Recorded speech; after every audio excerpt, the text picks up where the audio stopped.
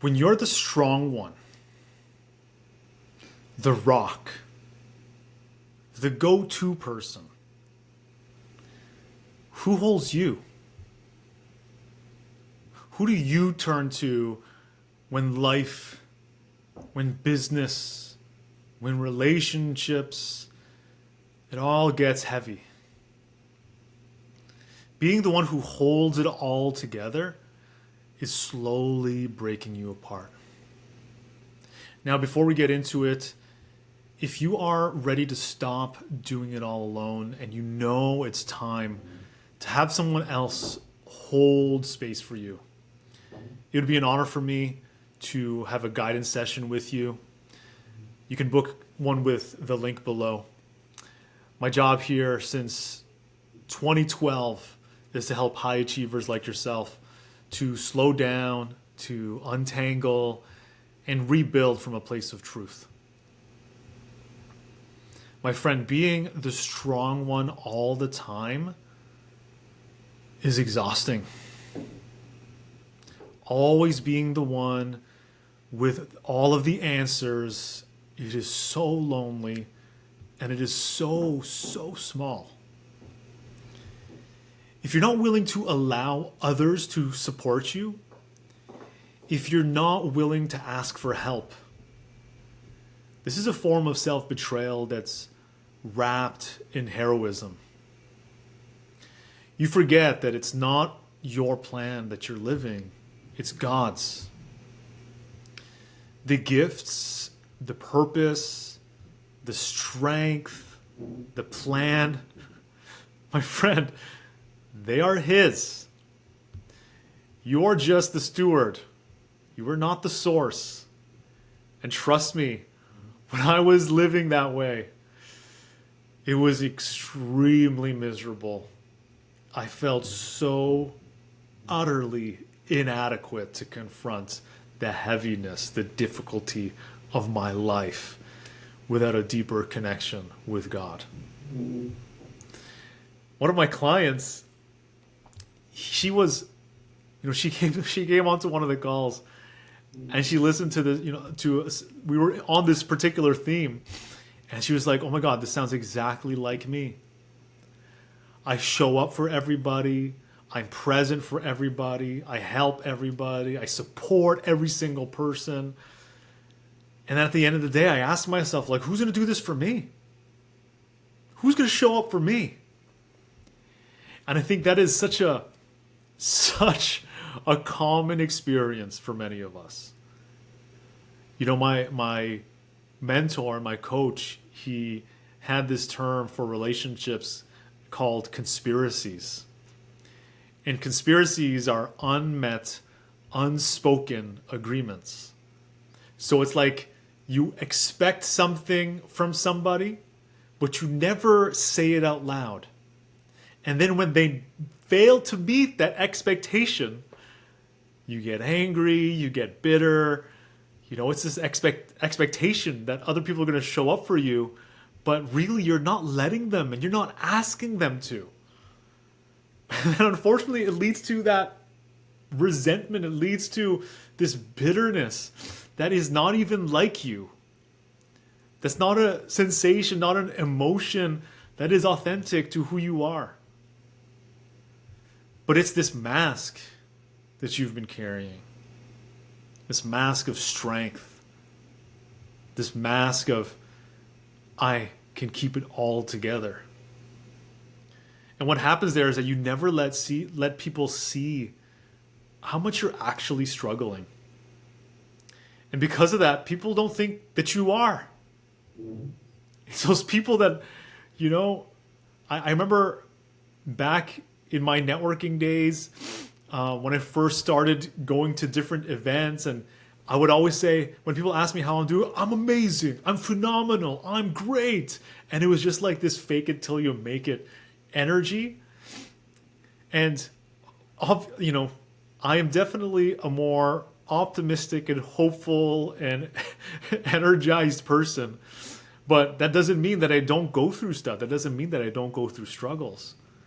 But when I started to pierce the veil just a little bit and and letting people see the truth of some of the challenges that I've been working through, especially earlier on in my journey when I was just learning this truth.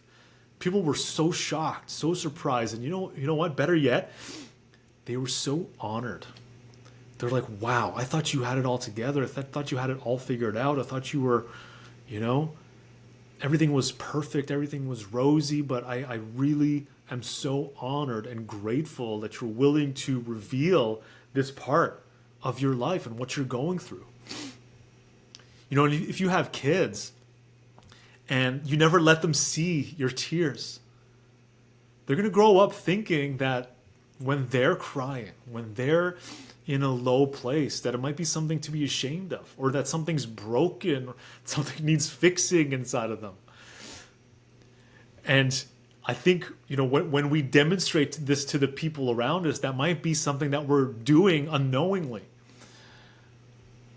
And it's, when you design a life where no one's ever allowed to see the real you, it can create a level of isolation and loneliness that is so difficult to escape from. That's the war within that I talk about all the time. When you're always armored up, when you're always on the front lines, you got your weapon, you got your shield. But at what cost? Because as human beings, we all have needs. And one of the deepest needs that we all have as human beings is to be seen, to be heard, to be known, to be understood. But we actually hide behind this level of competence, this level of overfunctioning, that we are actually blocking our own selves from satisfying this need. And this mask, it becomes our identity. And I want you to think about this for a second. If you had a friend send you a message right now, or pick up the phone and call you, and they're desperately seeking your support, they're in pain, they're struggling, they need some sort of direction, and they're coming to you, I would bet that it would be such an honor for you. You wouldn't even think about denying them. You would want to help them in any way that you can. But then if you flip it just for a second, you probably are preventing those same people that very honor of supporting you. That they are willing to, they would love to be able to do something to pour value and goodness and love into you, but you are blocking them from it. That's not humility. That's exceptionalism. Like being the exception to the rule. Yes, I will show up and help everybody, but me, I don't need help. No one needs to help me. That is a level of spiritual pride that I think a lot of us in one form or another have confronted, are confronting. And it really is part of the DIY trap that I talk about. Like when things are falling apart, the first instinct is, let's do more. More books, more strategies, more self-help, more noise, more growth, add. But the real courage is setting the shield down, setting the weapon down, taking the mask off, slowing down, letting someone in, letting God in. For you to bare your heart and your soul so that you could actually confront the truth, to confront reality. And if you don't do this, You start believing in this act, this performance, that you have it all together.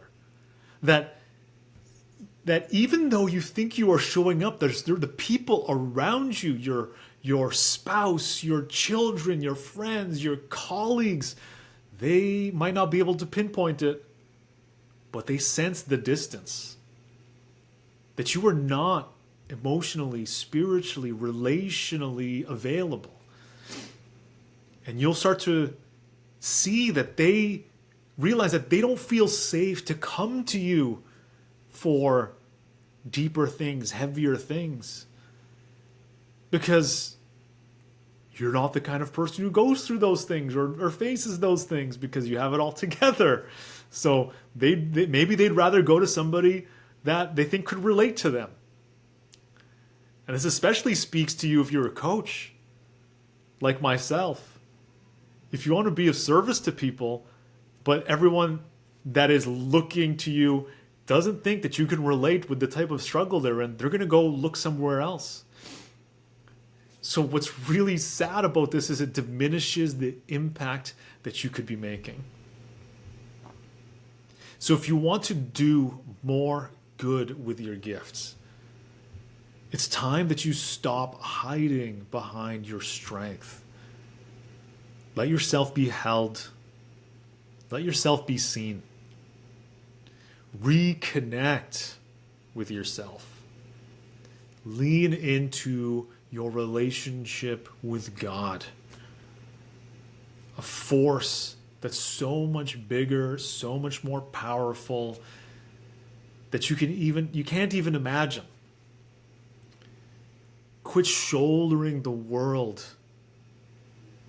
just on yourself, and let God help carry it with you. If you'd like me to hold space for you in this season where you've been carrying it all on your own, and you'd like somebody to walk with you, to help you see through some of the fog, it would be an honor for me to hold that space for you. You could use the link below to book a guidance session with me. We'll spend 75 to 90 minutes together in this sacred space so you can tap back into that good that's inside.